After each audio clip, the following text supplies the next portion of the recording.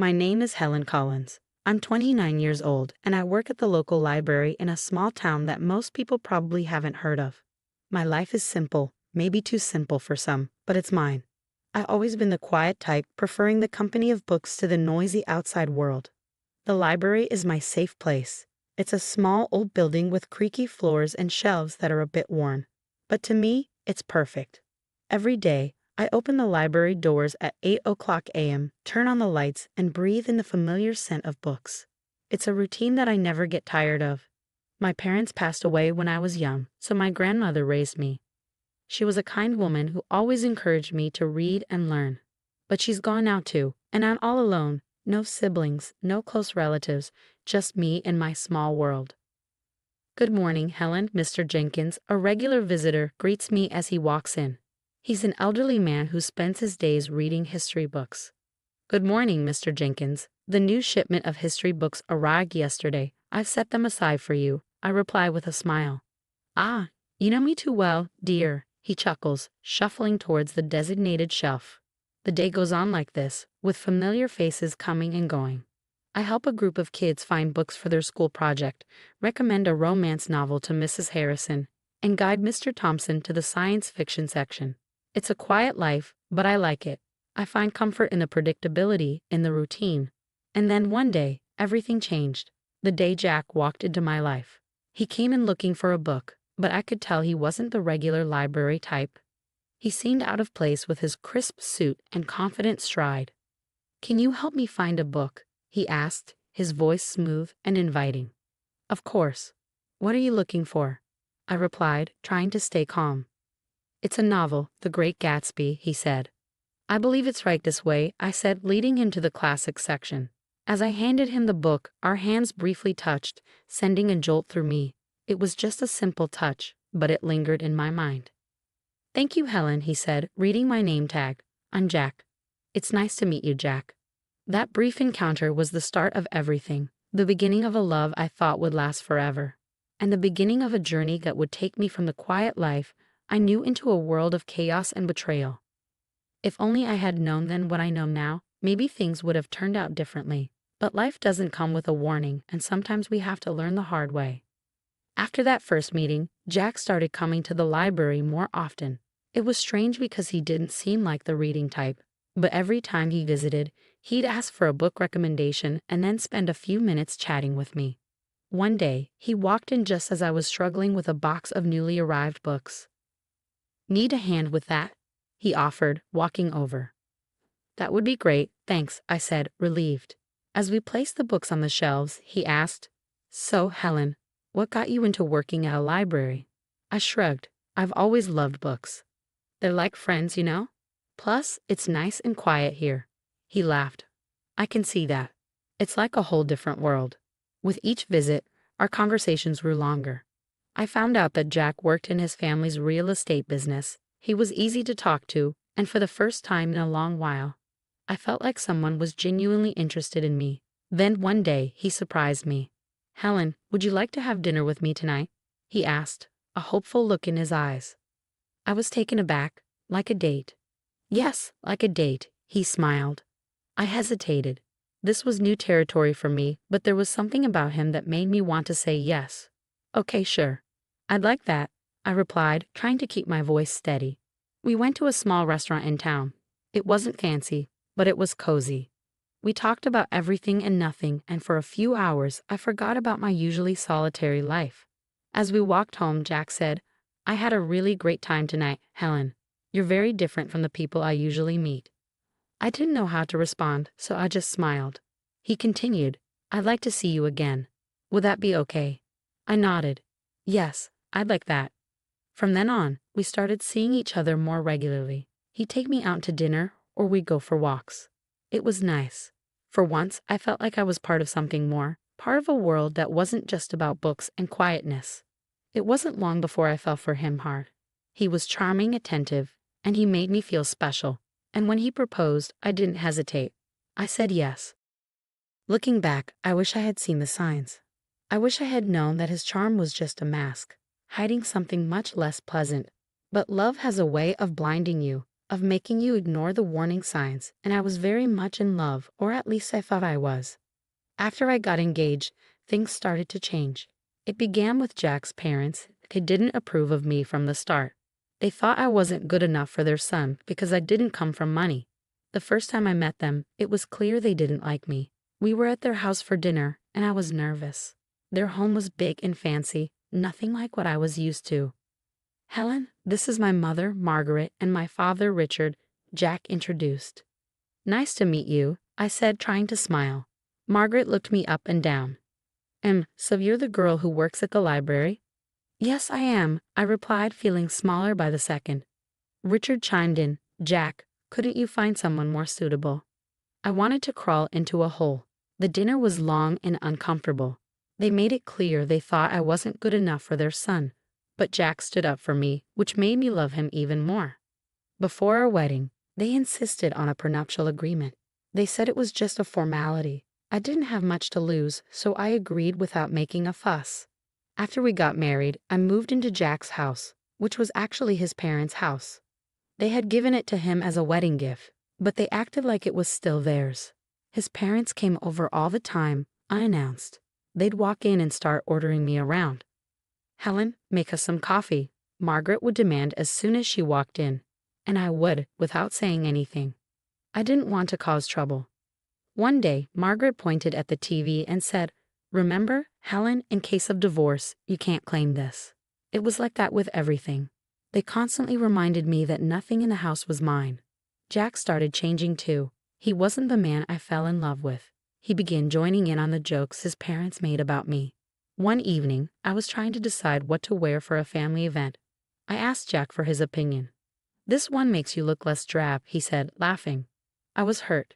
It was like he became a different person around his parents. He didn't stand up for me anymore. Instead, he laughed along with them. Living in that house was exhausting. I felt like an outsider, an unwanted guest. I kept hoping things would get better, but they only got worse. The stress got to me. I started having bad stomach pains. I tried to ignore them, but one day I collapsed at the library. I woke up in the hospital. The doctor said it was stress-related. I was in the hospital for a few days. Jack didn't visit. He didn't even call. I felt so alone. Then one day, a notary came to my room with news. My great-aunt, someone I barely remembered, had passed away and left me her fortune, $30 million. I couldn't believe it. I didn't even know what to do with that kind of money, but suddenly, I wasn't just the poor girl from the library anymore. When Jack and his parents found out, they came to visit, suddenly all smiles and sweetness. "Darling, we're so happy for you," Margaret said, her voice dripping with fake concern. "Yes, we're family. We should support each other," Richard added. I didn't buy it. The change in their behavior was too sudden. After they left, I overheard them talking outside my room. They didn't know I was listening. "She's such a fool. Can you believe our luck?" Jack laughed. "We need to make sure she doesn't leave you. Maybe you should have a child with her. That will tie her down," Margaret suggested. I felt sick to my stomach. They didn't care about me, they just wanted my money. That was when I knew I had to get out of that house and away from them. I had to take control of my life and not be their victim anymore. When I left the hospital, I had a plan in mind. As I got home, Jack and his parents were waiting for me, still all smiles and acting like the caring family they never were. "Oh, Helen, we were so worried about you," Margaret exclaimed. I nodded but didn't say much. I needed to act normal and not tip them off. Jack came closer, a little too eagerly. "So when do you get the inheritance?" he asked. I looked at Jack, the man I thought I loved, and realized I didn't even recognize him anymore. "Soon," I said, "but it's not something you need to worry about." His smile faltered a bit. "But we're married, Helen. What's yours is mine, right?" I forced a smile. "Of course, darling." That night, I couldn't sleep. Their voices echoed in my head. Their fake concern, their greed. It made me sick. I got up and started writing.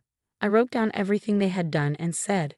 It felt like a dam had broken, and years of pent-up frustration and pain poured out. The next morning, I met with a lawyer. I explained everything and showed him the prenuptial agreement. He was shocked but said the agreement would protect me. "You're doing the right thing," he assured me. When I got back home, I found Jack and his parents in the living room. They looked up as I walked in. There she is, our brave girl, Richard said with a smile that didn't reach his eyes. I sat down, clutching my purse. I have something to say, I began. They all looked at me curious. I'm filing for divorce, I said, my voice steady. The room went silent. Then Margaret erupted. What? You ungrateful little. Jack was on his feet. Helen, you can't be serious. We love you. Do you, Jack? Because I don't feel loved. I feel used. Margaret was fuming. We'll sue you. We'll take half of your inheritance. I reached into my purse and pulled out a copy of the prenuptial agreement. Actually, you can't. This says neither of us can claim the other's property in case of divorce. They were speechless. For the first time, I felt in control. I stood up and said, I'm leaving. I don't want any of you to contact me. I walked out of the house, their shouts and insults following me. It was the hardest thing I had ever done. But as I drove away, I felt a weight lift off my shoulders. I was free from their disdain and manipulation. For the first time in a long time, I could breathe. I didn't know what the future held, but it had to be better than the past. I rented a small apartment in the city. It wasn't fancy, but it was mine. For the first time in years, I felt a sense of peace. I was still dealing with the divorce, but I felt like I could handle it. One day, I got a call from the lawyer. Helen, there's something you should know about your great-aunt's will. I was puzzled. What about it? There's a condition. You need to use a portion of your inheritance for a charitable cause. It was your great-aunt's final wish. I was surprised. I had no idea. The lawyer continued. She was quite the philanthropist. She wanted to pass that on to you. I hung up the phone, deep in thought. My great-aunt had given me a chance to do something good. It felt like a sign, a push in a new direction. I started researching charities and causes. I wanted to do something meaningful, something that would make a difference. That's when I found a small organization that helped women who were victims of domestic abuse. It struck a chord with me. I contacted them and set up a meeting. The woman I met, Linda, was passionate and dedicated. We provide shelter, legal aid, and counseling to women who have nowhere else to go, Linda explained. I listened, moved by the stories she shared. I want to help, I said, feeling a sense of purpose I hadn't felt in years. With Linda's guidance, I used part of the inheritance to fund a new shelter. It was an incredible feeling, knowing I was helping other women find a way out, just like I had. A few weeks later, Linda invited me to the shelter's opening. It was a small event, but the atmosphere was filled with hope and gratitude as people mingled. I noticed a familiar face in the crowd, Sarah, an old colleague from the library. Helen, is that you? She asked, surprised. Sarah, it's been so long, I said, hugging her. What are you doing here? She asked. I told her about the shelter and my involvement. Her eyes widened in amazement. That's incredible, Helen. I had no idea. It's a new chapter for me, I said, smiling. We spent the evening catching up. It felt great to reconnect with an old friend, like pieces of my life were slowly falling back into place. As the event wrapped up, Linda came over. Helen, I can't thank you enough. This shelter will change lives, she said. I looked around at the faces of the women who now had a safe place to go. It's the least I could do, I said, feeling a warmth in my heart that I hadn't felt in a long time. The days blended together, each filled with rewarding work at the shelter. I was finding a new sense of purpose, something that was truly mine. Then, out of the blue, my phone rang. It was a number I hadn't seen in a while. Jack. My heart raced with a mix of emotions and curiosity. Hello, Jack, I answered, trying to keep my voice calm. Helen, I need to talk to you. Can we meet? It's urgent. His voice sounded desperate. Reluctantly, I agreed to meet him at a public coffee shop, hoping that being in a familiar place would give me strength. Sitting across from Jack, he looked different, defeated, almost pitiful. His eyes were pleading. Helen, I made a huge mistake. I want you back. I've realized how much you mean to me, he blurted out. I looked at him, feeling nothing but contempt. Why now, Jack? He sighed. My parents, they controlled everything. They were the reason our marriage failed. I was weak, but I'm different now. I felt a surge of anger. You blame your parents? You stood by while they treated me like dirt. You laughed along with them. Jack reached for my hand, but I pulled away. Please, Helen. I know I was wrong. I've changed. I stared at him, seeing the man he had become. I once loved Jack, but now I felt nothing for him. Whether he had changed or not, it was too late. I said, I feel nothing for you, Jack, nothing but contempt. His face fell, and for a moment I saw a glimpse of the man I had married, but it was fleeting. I'm sorry, Jack. I've moved on. I have a life now, a purpose. There's no place for you in it, I said firmly. He nodded slowly, a look of resignation on his face. I understand. I just had to try. Leaving the coffee shop, I felt a weight lift off my shoulders. It was over, truly over. The next day, the shelter had an event. A local artist had donated a sculpture to be unveiled in the garden. As I stood there, surrounded by people who supported and believed in me, I felt a sense of belonging. Sarah, my old colleague from the library, stood beside me. You've done something amazing here, Helen, she said, smiling. The artist pulled the cover off the sculpture, revealing a figure of a woman reaching up to the sky. It symbolized hope, strength, and new beginnings. Applause filled the air, and for a moment, everything felt right in the world. Linda, the woman who had helped me so much, came over. Helen, this is just the beginning. There's so much more we can do. I looked around at the hopeful faces and knew she was right. This was my new beginning, and I was ready to embrace it fully. My new life was busy and fulfilling. Every day at the shelter brought new challenges and rewards. My confidence grew, and for the first time in years, I felt in control of my destiny. I even started taking self-defense classes, something I would have never imagined doing before. One day, as I was leaving the shelter, I saw a car parked outside. It was my mother-in-law, Margaret, who stepped out. As soon as she saw me, she said, Helen, we need to talk, her voice softer than I had ever heard. I have nothing to say to you, Margaret, I replied, my voice steady. Please just hear me out. I've realized how wrong we were, she pleaded. I stopped and looked at her. She seemed genuine, but I couldn't forget the past. What do you want, Margaret? I want to apologize. I treated you terribly. I've lost my son because of it, and I don't want to lose you too. You were like the daughter I never had, she said, her eyes glistening with tears. I felt a pang of sympathy, perhaps, but I pushed it away. Margaret, you made my life a living hell. An apology won't change that. I've moved on, and I suggest you do the same. I said firmly, it's too late for that. Goodbye, Margaret. She reached out to me, but I stepped back. Please, Helen. I know I can't undo the past, but I want to make things right, she pleaded. I shook my head. Goodbye, Margaret. As I walked away, I felt her gaze on my back, but didn't look back. I had learned to stand up for myself, and there was no going back.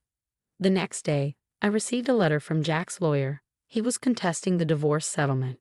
I wasn't surprised, but I was ready. I met with my lawyer, a sharp woman named Rachel. He's got no leg to stand on, Helen. The prenuptial agreement is clear. He's just trying to intimidate you, she said confidently. I nodded. I'm not afraid of him anymore. Let's fight this. When the court date arrived, I walked in with my head held high. Jack was there with his lawyer, and for a moment, our eyes met. There was a flash of the old Jack, the one I had loved, but it vanished quickly. The judge listened to both sides and then made her decision. The prenuptial agreement stood, and Jack's claims were dismissed. I felt a surge of relief and triumph. After the court session, Jack approached me. Helen, I'm sorry. I was wrong, he said, his voice low. I looked at him, seeing the man I once loved but now felt nothing for. Goodbye, Jack. Take care of yourself, I said and walked away. As I left the courtroom, I felt a sense of closure. That chapter of my life was finally over, and a new one was just beginning. At the shelter, we were planning a fundraiser, and it was taking all my attention. The support from the community was overwhelming, and I felt a deep sense of gratitude.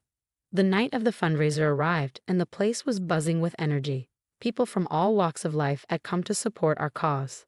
As I looked around, I realized how far I had come, from a quiet, timid woman to someone who stood up for herself and others. Helen, you did it. This is amazing, Sarah said, coming up to me. I smiled and replied, we did it. And there's so much more to do. As the event went on, I felt a deep sense of accomplishment and purpose. This was my life now, and I was exactly where I was meant to be.